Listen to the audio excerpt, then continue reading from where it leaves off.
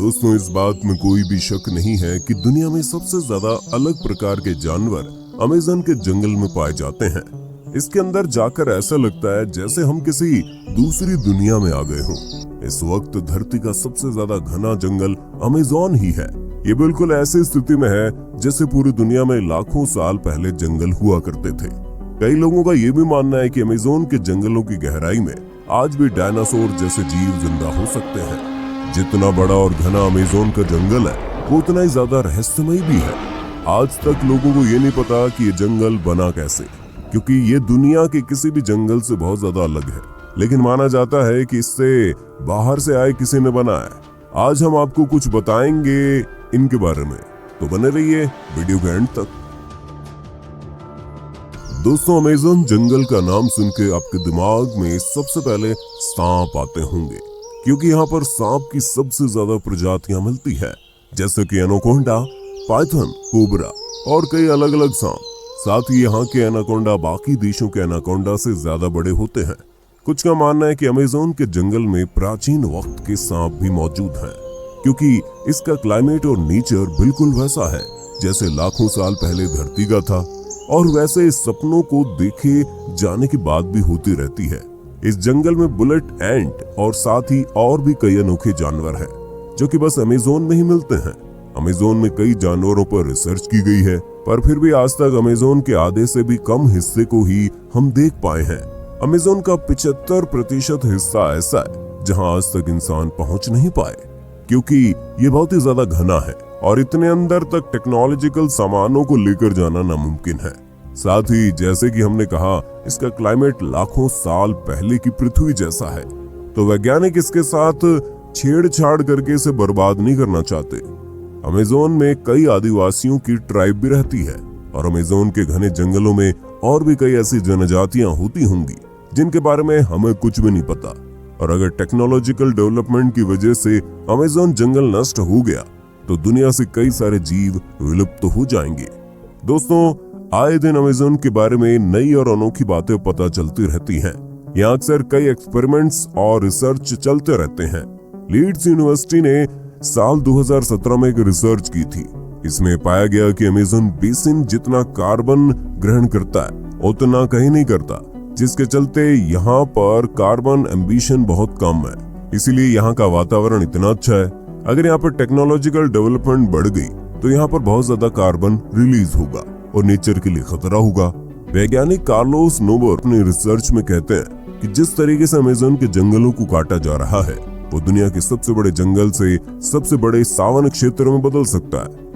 बता दे, सावन क्षेत्र में छोटे छोटे पौधों के साथ घास का जंगल होता है। इससे क्षेत्र की इकोलॉजी भी बदल सकती है। अमेज़न के जंगल 9 देशों से होकर गुजरते हैं। इन जंगलों का करीब 60% ब्राजील, 13% पेरू, 10% कोलंबिया और बाकी का हिस्सा Ecuador, Guana, Venezuela, Bolivia, Suriname और फ्रेंच गुयाना से होकर गुजरता है। बता दे कि पृथ्वी पर जितने जीव हैं, उसके 1/3 को एक साथ आप अमेज़न के जंगल में देख सकते हैं।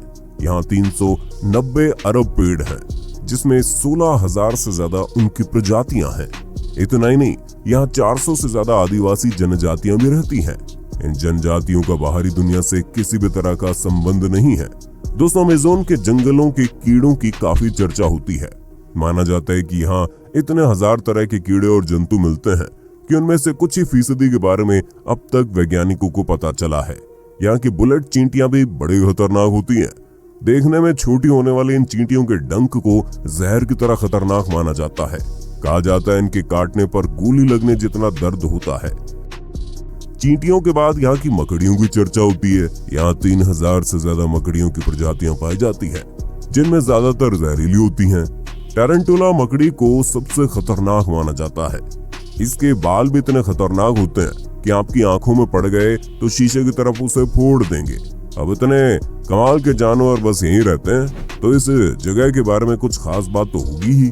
देखा जाए तो कुछ नहीं, बल्कि बहुत खास बात यह है कि अमेज़न जंगल किस तरीके से बना है। ये जान के आप चौंक जाओगे, क्योंकि आप कह सकते हो कि अमेज़न जंगल जिस तरीके से बना है, उसने आधी पृथ्वी को तबाह कर दिया है।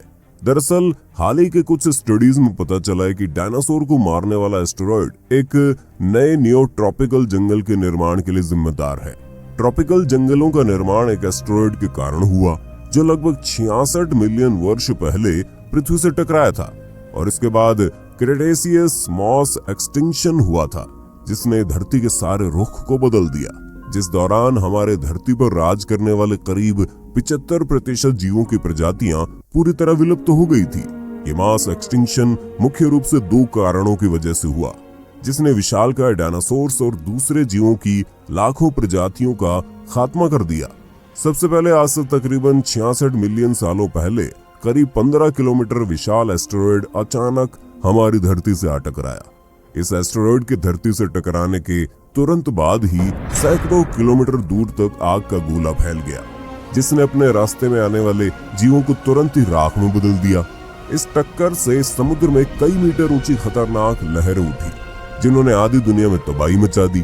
इस टक्कर के बाद निकले धूल और राख धीरे धीरे आसमान में फैल गए जिस कारण हमारी धरती का वायुमंडल कई महीनों तक गैस और डस्ट से पूरी तरह ढक गया, जिसके कारण सूरज से आने वाली प्रकाश की किरणें धरती की सतह पर पहुंचना बंद हो गई। इसी वजह से हमारी धरती का तापमान कई डिग्री सेल्सियस तक गिर गया।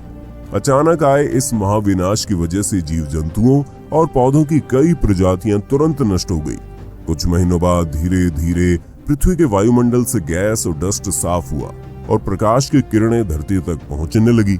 लेकिन उसके बाद ग्रीन हाउस गैसेस जो कि पृथ्वी के वायुमंडल में पहुंच गई थी, उन्होंने पृथ्वी को अचानक बहुत गर्म करना शुरू किया। तापमान में आए इस भयानक उतार चढ़ाव ने उस समय धरती पर मौजूद करीब 75% जीवों और पौधों की प्रजातियों को नष्ट कर दिया।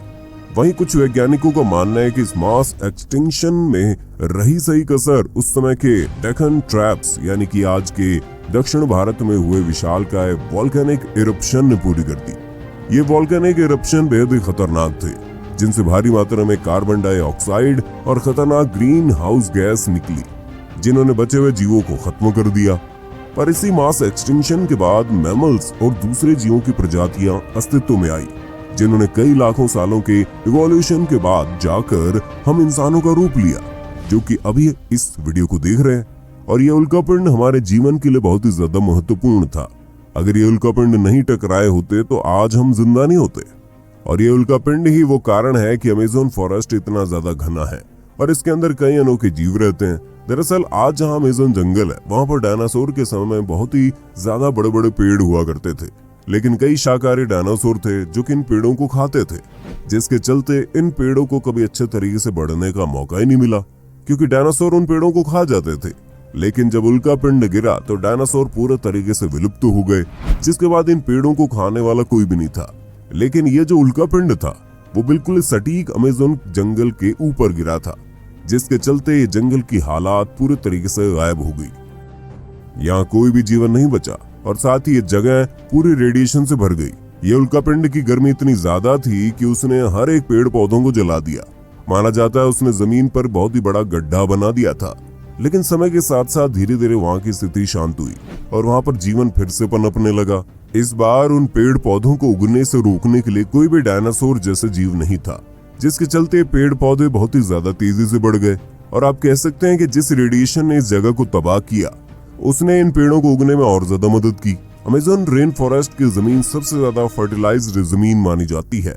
जो उल्कापिंड धरती पर गिरा था वो करीब 12 किलोमीटर बड़ा होगा। और देखा जाए तो अब के समय में real main Amazon rain forest 12 kilometre area में फैला हुआ है और ये जंगल अपने आसपास के जंगल में काफी ज्यादा अलग दिखता है। अगर आप ऊपर से देखो तो आप क्लियरली बाकी जंगल और अमेज़न रेन फॉरेस्ट के बीच का अंतर देख सकते हो। अमेज़न रेन फॉरेस्ट के अंदर कई ऐसी खास वनस्पतियां और खास तरीके के पेड़ हैं जो कि पूरी दुनिया में और कहीं नहीं मिलते। और अमेज़न रेन फॉरेस्ट के बहुत ही ज्यादा गहराई में क्या है ये कोई नहीं जानता, क्योंकि किसी ने इसे पूरी तरीके से देखा ही नहीं है। हो सकता है उल्कापिंड की वजह से इसके अंदर पूरी एक अलग दुनिया बन गई हो। यहाँ पर पेड़ बाकी किसी भी जंगल से बहुत ज्यादा घने हैं और ये भी कहीं ना कहीं उस उल्कापिंड से जुड़े हैं। आपको ये बात शायद पता होगी, जब भी वोल्केनो फूटता है तो उसके आसपास की सारी जगह लावा की वजह से तबाह हो जाती है, लेकिन उसके कुछ सालों बाद वही लावा नए जीवन की शुरुआत करता है। ये कुदरत का नियम है और हमेशा अंत के बाद आरंभ होता है। क्रेटेशियस मास एक्सटिंक्शन से पहले भी 4 मास एक्सटिंक्शन हुए थे। ये एक्सटिंक्शन थे Ordovician mass extinction, Devonian mass extinction, Permian mass extinction और टेरेसिक जुरासिक मास एक्सटिंक्शन। और फिर हुआ था क्रिटेशियस मास एक्सटिंक्शन। और इन सब एक्सटिंक्शन की वजह से धरती का एक जीवन पूरे तरीके से नष्ट हो गया और दूसरे जीवन को पनपना पड़ा। बिल्कुल वैसे एक वक्त आएगा जब इस धरती से हम सारे इंसानों का नाश हो जाएगा और फिर कोई दूसरा जीवन आएगा और वो होगा सिक्स्थ मास एक्सटिंक्शन। और देखा जाए तो हम इंसान बहुत ही ज्यादा तेजी से एक्सटिंक्शन की तरफ बढ़ रहे हैं। जैसे कि जिस जंगल की हमने बात की, यानी अमेज़न जंगल, इसे बहुत जल्दी से काटा जा रहा है और साथ ही आजकल फॉरेस्ट फायर भी बहुत जल्द हो रही है। नेक्स्ट मास एक्सटिंक्शन कभी भी हो सकता है और ऐसा भी हो सकता है कि ऑलरेडी शुरू हो गया हो। वैसे ही एक बोनस फैक्ट है कि एक ऐसा जीव है जिसने सारे मास एक्सटिंक्शन को सरवाइव किया है। उस जीव का नाम है ट्राइडिग्राडिस। तो बस यही तो आज का वीडियो था। अगर आपको ये इन्फॉर्मेटिव वीडियो पसंद आया तो वीडियो को लाइक कर देना। ऐसे ही अनोखे वीडियोस देखते रहना चाहते हो तो चैनल को सब्सक्राइब भी कर देना।